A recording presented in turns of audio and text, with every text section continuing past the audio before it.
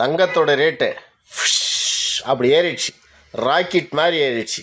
இப்போ என்ன பண்ண ஆரம்பிச்சிட்டாங்க நம்ம ஆளுங்க, பரம்பரை சொத்தெல்லாம் விற்றுட்டு நகை மேலே இன்வெஸ்ட்மெண்ட் பண்ணலாமான்னு சொல்லி எல்லோரும் விற்க ஆரம்பிச்சிட்டாங்க.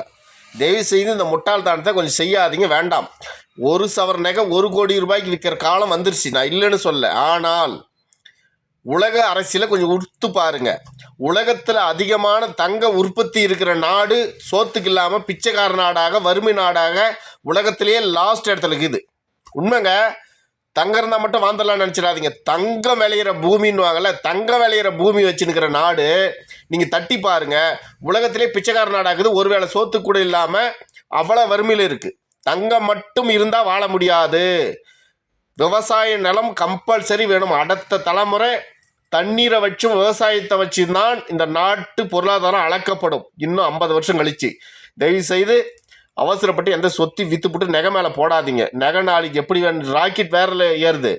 1 கோடி ரூபா ஒரு சவரம் வந்தால் கூட பிரச்சனை இல்லை. ஆனால் உங்கள்கிட்ட 1 ஏக்கரா நிலம் இல்லாத போனால் நீ வாழ முடியாது. உலகத்தில் தங்க விளையிற பூமின்னு சொல்லுவாங்க இல்லைங்க, தங்க விளையிற பூமியே இன்றைக்கி பிச்சைக்கார நாடாக இருக்குது.